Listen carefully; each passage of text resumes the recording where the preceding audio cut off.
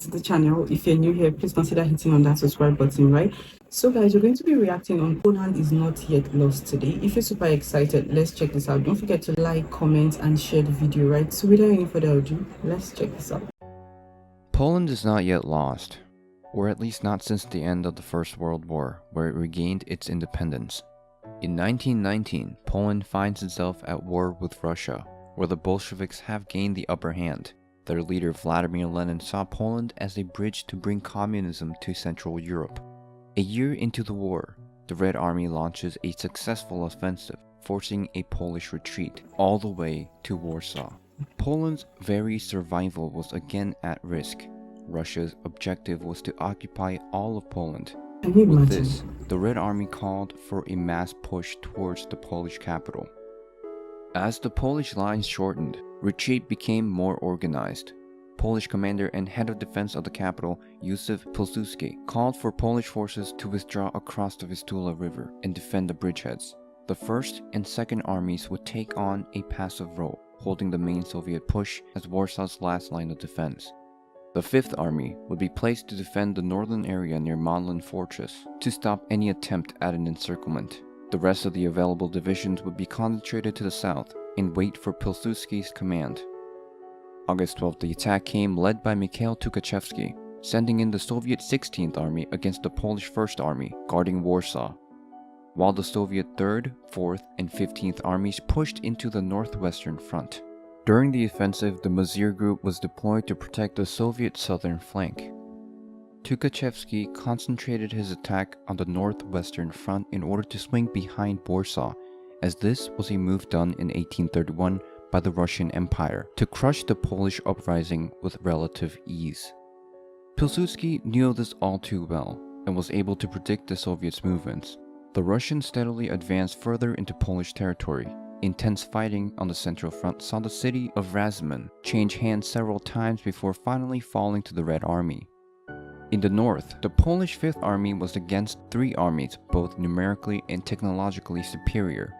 Around midnight, a regiment managed to break through the Soviet line and sabotaged a radio station used by the Soviet 4th Army, successfully cutting it off from headquarters. The 4th Army continued its march west, unaware of Tukhachevsky's order to turn south. The Polish 5th Army counterattacked on August 14th against the Soviet 3rd and 15th Army, pushing back Soviet units away from Warsaw.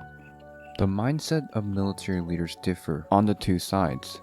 The Polish were fighting for their survival, so naturally their morale was much higher than the Soviet troops. Their only objective was to save their country. Pilsudski even handed in a letter of resignation from all state functions so he could concentrate on the war effort. This way, even in the event of his death, his absence would not paralyze the state. The Soviet military, on the other hand, were disunited without a common goal. Tukhachevsky and Yegorov of the 12th Army disagreed on overall strategy of the war. This, paired with Stalin's political maneuvering, meant the 12th Army would not participate in Tukhachevsky's offensive.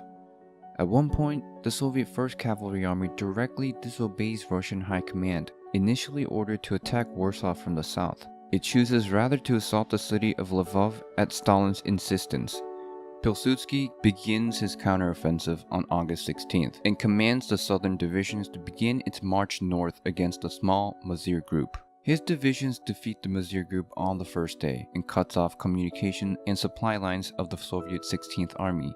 Seeing the left flank now exposed, Tukhachevsky quickly issues the order to retreat and regroup, but his orders never make it.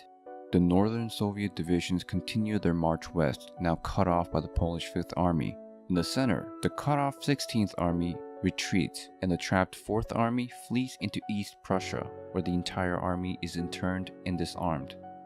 The Polish victory at Warsaw would turn the tides of the war, and Poland would go on to win the war against the world's expectations.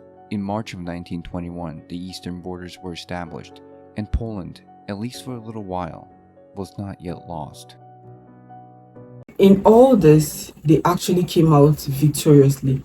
That is what I really love. They did not lose the battle. They came out victoriously. They actually took their crown. A lot of videos I've reacted on, and I practically felt it. I felt emotional.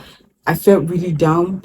all I could think of was how, because a lot of lives were lost, a lot of children lost their parents, and that's how a lot of parents lost their children. So it's really not something that you would listen to and don't feel emotional or feel pity. In everything, they came out victoriously, they conquered. That's something I really, really admire about that country. This right here was super beautiful, and God bless Poland. Like, you guys really passed through a lot, but yeah, you guys still remain the hero.